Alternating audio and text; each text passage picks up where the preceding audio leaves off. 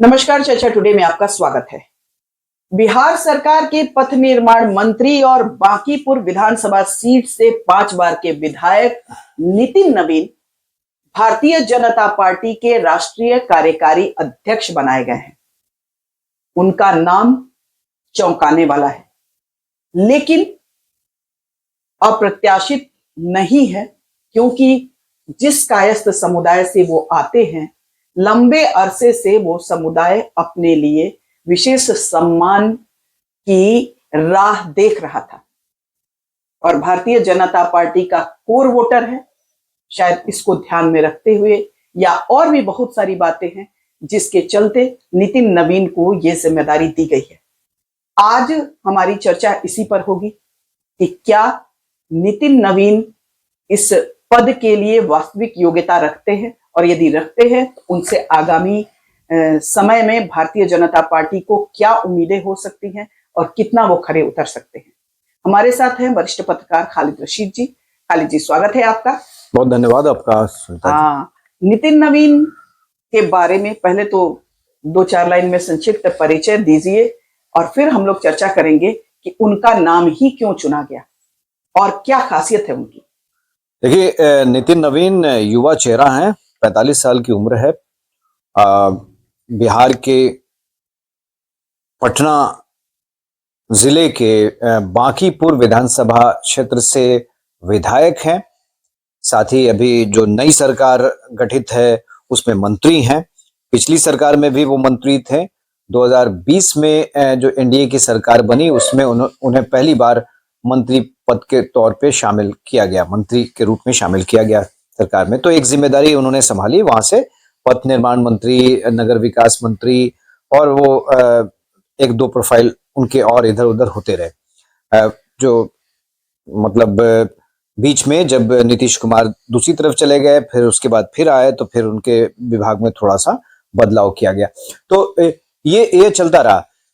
अनुभव तो है ना। अनुभव इस माने में है कि वो 5 बार के विधायक है ना। नवीन किशोर सिन्हा की मृत्यु के बाद उनके बेटे उन पर विश्वास दिखाया वहां की जनता ने, और लगातार वो जीतते रहे हैं। तो अनुभव तो है, कौशल भी है उनमें, संगठन के आदमी भी रहे हैं, क्योंकि भारतीय जनता युवा मोर्चा के राष्ट्रीय महासचिव भी वो थे।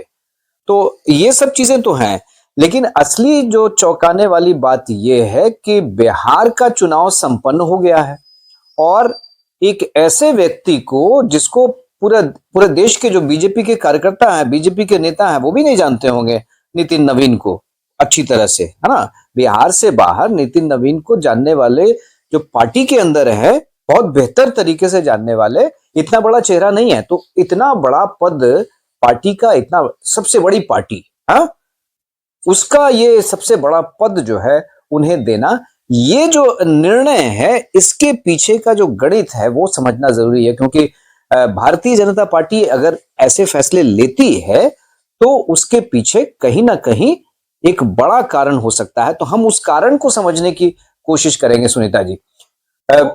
यही मेरा भी कहना था खालिद जी कि विधायक 5 बार होना, ये मेरे ख्याल से ऐसा कोई कारनामा नहीं है जिसके चलते वो अध्यक्ष पद पर चुन लिए गए। और संगठनात्मक रूप से ठीक है, अच्छा काम उन्होंने किया है। छत्तीसगढ़ में वो प्रभारी थे, फिर उनके नेतृत्व में ही सरकार बनी, बीजेपी की सरकार दोबारा लौटी, और संगठन के स्तर पर युवा मोर्चा से भी जुड़े रहे और उनका एक अच्छी पकड़ रही है। लेकिन क्या इतनी पकड़ रही है कि वो राष्ट्रीय अध्यक्ष तक पहुंच जाए? क्या उनका दमखम, उनका दबदबा, उनका प्रभाव इतना बड़ा है कि उनको राष्ट्रीय अध्यक्ष बनाया जाए, या फिर इसके पीछे कुछ और है? देखिए, मुझे जो लगता है वो ये विपक्षी जो हैं वो तो यही कहेंगे कि भाई कार्यकारी अध्यक्ष मतलब क्या, रबर स्टैंप, है ना। विपक्षी तो यही कहेंगे, लेकिन स्ट्रेटेजी तो है, किसी ना किसी को तो आना था। जेपी नड्डा का जो कार्यकाल है वो जनवरी 23 में समाप्त हो गया था। उसके बाद उनको एक्सटेंशन दिया गया, क्योंकि कई राज्यों में चुनाव थे, महाराष्ट्र के, हिमाचल के, कई राज्यों के चुनाव थे। उसको लेकर एक्सटेंशन दिया गया और अब बात हो रही थी। लेकिन जो बीजेपी में एक विधान है, पार्टी में एक जो विधान है, वो ये कि जब तक आधे राज्यों के प्रदेश अध्यक्ष नहीं चुन लिए जाते, है ना, राष्ट्रीय अध्यक्ष का निर्वाचन नहीं होता है। तो ये एक वो भी है, तो वो प्रक्रिया चल रही है। अभी आपने देखा कि उत्तर प्रदेश के प्रदेश अध्यक्ष का चुनाव हुआ और कई जगहों पे ये प्रक्रिया चल रही है। तो वो भी एक कारण था जो डिले हो रहा था। तो वो जगह जो है वो भरनी तो थी, लेकिन नितिन नवीन ही क्यों? हाँ, आप कह रहे थे कि कायस्थ चेहरा है, तो कायस्थों की कितनी आबादी है? अगर आप 0.6%, है ना, बिहार में देखें तो बिहार में 7 लाख समथिंग, यानी 8 लाख भी पूरी तरह से नहीं होती है उनकी संख्या पूर्ति है। तो जो गणित है, वोटों का गणित, समीकरणों को साधने की कोशिश, ये वजह मुझे नहीं लगती है ना। नहीं, लेकिन खालिद जी, आप हो सकता है हम आपको डिस्टर्ब करेंगे थोड़ा सा, ये है नहीं, डिस्टर्ब नहीं, आप इसमें इंटरफेयर करेंगे। सॉरी। तो ये जो है, अभी जैसे बंगाल का चुनाव है और उत्तर प्रदेश का चुनाव हाल में आने वाला है, क्या इसको देखते हुए नितिन नवीन को बनाया गया है? क्या वहां कायस्थों को एक तरह से खुश करने की, क्योंकि थोड़ा सा ये था कि कायस्थ नाराज चल रहे हैं, वो कोर वोटर हैं बीजेपी के, लेकिन उनको लगता है ऐसा कि उनको उतना जो पोजीशन जो उनको उतनी मिलनी चाहिए थी वो नहीं मिल रही। तो क्या ये चुनाव को देखते हुए हो सकता है क्या? और दूसरी बात कि यदि कायस्थ वोट का सवाल नहीं है, तो जो नितिन नवीन है उसमें ऐसी कौन सी विशेषता है जिसके चलते उनको राष्ट्रीय अध्यक्ष के रूप में, कार्यकारी राष्ट्रीय अध्यक्ष के रूप में चुना गया है? और क्या ये कार्यकारी राष्ट्रीय अध्यक्ष के साथ राष्ट्रीय अध्यक्ष भी बनेंगे? देखिए, मुझे लगता है सुनीता जी, जिस तरह से जो दूसरा सवाल है उसका पहले जवाब हम दे दें कि मुझे जो ये लगता है कि राष्ट्रीय अध्यक्ष वो बनेंगे, क्योंकि जिस तरह से रिएक्शन आया प्रधानमंत्री का, अमित शाह का, तमाम बड़े नेता जो हैं वो कह रहे हैं कि कर्मठ हैं, जुझारू हैं, कार्यकर्ता बहुत जबरदस्त रहे हैं और सबसे बढ़ के सौम्य हैं, है ना, जो उनका व्यवहारिक है, मिलने जुलने का जो अंदाज है वो बड़ा ही है, जमीनी टाइप के हैं, और वो जो है संगठन को और मजबूत करेंगे। आपने एक्स पे पोस्ट पढ़ा होगा, प्रधानमंत्री नरेंद्र मोदी ने जो बधाई दी है और जो उनके बारे में कहा है, तो प्रधानमंत्री ये कह रहे हैं, अमित शाह ये कह रहे हैं, उनकी प्रशंसा कर रहे हैं, और इस पद पर उनको लाने का अर्थ मुझे तो यही लगता है कि वो सिर्फ कार्यकारी नहीं रहेंगे, अगला नाम उनका हो सकता है। उसकी जो सबसे बड़ी वजह मुझे ये लगती है कि पार्टी ये संदेश देना चाहती है कि हम युवाओं को, है ना, आगे बढ़ा रहे हैं, और वो किसी भी वर्ग से हो सकता है ना, उसमें कोई बंदिश नहीं है कि इनका वोट बैंक बहुत हो, इस समाज का वोट बैंक बहुत हो तो उन्हें ही हम आगे लाएंगे, ऐसा नहीं है।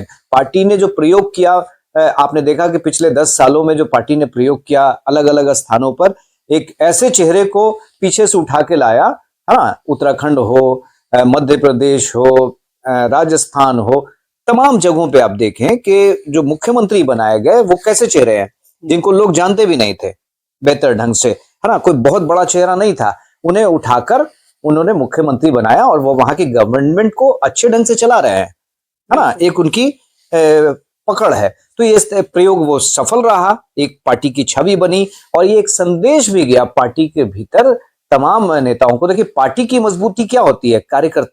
कार्यकर्ताओं का भरोसा बना रहे, उनकी उम्मीद बनी रहे, इसके लिए ये प्रयोग किया गया था। ये बताने की कोशिश थी कि देखिए, जो अंतिम स्थान पे खड़ा हुआ व्यक्ति है, पार्टी में है, लंबे समय से काम कर रहा है, विश्वास के साथ, भरोसे के साथ, उसको पारितोषिक मिलेगा और पारितोषिक भी इतना बड़ा मिलेगा कि उसको मुख्यमंत्री बनाया जाएगा। और अब इस निर्णय से इसी बात को पहुंचाने की नीचे तक ये कोशिश दिख रही है। मुझे जो लगता है बीजेपी की ये कोशिश है, मैसेज देने की कोशिश है कि हम युवाओं को आगे बढ़ाएंगे, हम उन लोगों को आगे बढ़ाएंगे जो लंबे समय से पार्टी की सेवा में लगे हुए हैं, ताकि पार्टी के जो कार्यकर्ता है, अंतिम कार्यकर्ता, उसका उत्साह ना केवल बना रहे बल्कि और बढ़े, और बराबर वो एग्जाम्पल ये देखता रहे कि आगे कौन लोग खड़े हुए हैं, कतार में कौन। आपकी बात से हम सहमत हैं खालिद जी कि मेरे ख्याल से पार्टी को भी ये समझ में थोड़ा तो आ रहा है कि हवाई और एयर ड्राफ्ट जो नेता हैं उनको, उनके ऊपर ज्यादा भरोसा करने से बेहतर है कि जो आपकी पार्टी के कर्मठ और जुझारू कार्यकर्ता है उनको आप आगे बढ़ाइए, और वो शायद आपके साथ लॉन्ग टाइम तक टिके रहेंगे। उनका वेस्टेज इंटरेस्ट उतना नहीं रहेगा जी। क्योंकि उनकी निष्ठा है पार्टी में, और उस हिसाब से नितिन नवीन फिट है। लेकिन एक दूसरा भी है कि बिहार में भी संगठन के स्तर पर ठीक है, अच्छा उनका ये था, लेकिन कोई बहुत रणनीतिक कौशल माने चर्चा नहीं होती थी। अब अंदरूनी हो तो नहीं कह सकते हैं, जैसे सुशील मोदी थे या और लोग जो संगठन से जुड़े हुए थे, उनका एक नाम था कि नहीं संगठन में काफी वो मजबूत हैं और बहुत कौशल है उनको, ये नहीं है। तो ऐसे में दो तीन सवाल तो बहुत अहम है कि बिहार के चुनाव भी हो चुके हैं, तो बिहार से कार्यकारी अध्यक्ष क्यों? दूसरा कि यदि कायस्थ वोट उतना डिसाइडिंग नहीं है, वो फैक्टर नहीं है, शायद वो हो सकता है, लेकिन युवा और प्लस कायस्थ यदि मिला दिया जाए तो शायद थोड़ा एक बनता है। एक तो युवाओं को भी मैसेज देना है और एक कायस्थ समुदाय को भी मैसेज देना है। और तीसरा शायद हमको लगता है जो सबसे महत्वपूर्ण है कि डाउन टू अर्थ है, निष्ठावान है, बहुत बड़बोले नहीं है, शांत रहकर नेपथ्य में रहकर पार्टी के लिए कार्य करते हैं, और कहीं ना कहीं जो आला कमान से उनकी नजदीकी भी ज्यादा है, और शायद इसी को देखते हुए कार्यकारी अध्यक्ष के लिए उनको चुना गया है। देखिए बिल्कुल हमली एक ही पॉइंट पे हम आपसे डिफर कर रहे हैं, वो ये है कि उनका जो सिलेक्शन है उनके जातीय बैकग्राउंड की वजह से किया गया है, और बंगाल में चुनाव है, उत्तर प्रदेश में चुनाव है, उसका उसको फायदा मिल सकता है। मुझे ये कारण बहुत बड़ा नहीं लगता है, क्योंकि ये फैक्टर जो है, अब कायस्थ तो उनके वोटर हैं ही, बीजेपी के वोटर हैं ही, उनको प्रभावित करने के लिए बहुत कुछ करने की आवश्यकता नहीं है पार्टी को। मुझे जो लगता है, अगर आप उनके रिप्रेजेंटेशन की बात करें तो पहले भी रिप्रेजेंटेशन कायस्थ नेताओं को मिलता है। रविशंकर प्रसाद लंबे समय तक कैबिनेट में मिनिस्टर रहे हैं, और जब जब बीजेपी की सरकार बनी है उन्हें बड़ा प्रोफाइल दिया गया है। शत्रुघ्न सिन्हा भी कायस्थ समुदाय से आते हैं, जब बीजेपी में थे वो मंत्री बने, कैबिनेट में मंत्री, वाजपेयी जी की सरकार में मंत्री बने, तो कायस्थों को रिप्रेजेंटेशन मिलता रहा है। और मैं तो यहां तक कहूंगा कि उनकी जितनी संख्या भारी है उससे ज्यादा उनको हिस्सेदारी मिली है ना। बिहार में भी अगर आप देखें तो उनकी जितनी संख्या है उससे ज्यादा उनको रिप्रेजेंटेशन मिलता है। बाकी जो जातीय समीकरण के लोग हैं और जातीय समूह हैं, वो यही शिकायत करते हैं कि भैया इनकी इतनी संख्या है, इनको इतना रिप्रेजेंटेशन क्यों, ये सवाल उठता है। नहीं तो देखिए, तो ये कारण तो मैं बिल्कुल नहीं मानता हूं, ये बिल्कुल नहीं मानता हूं कि बंगाल में इक्वेशन क्या है ना, कायस्थ समुदाय कितना प्रभावी है या उत्तर प्रदेश में कितना प्रभावी है, ये सवाल अलग है। वो जो है बीजेपी के साथ ही जाते हैं, वो जो वोटर है वो बीजेपी के साथ ही जाते हैं। ट्रेडिशनली एक तरह से माना जाता है कि वो बीजेपी के साथ ही जाते हैं, कुछ थोड़ा बहुत परसेंटेज इधर उधर चला जाता है। शत्रुघ्न सिन्हा को देखिए कि बिहार से तो उनको सफलता नहीं मिली, कहां से मिली? टीएमसी की टिकट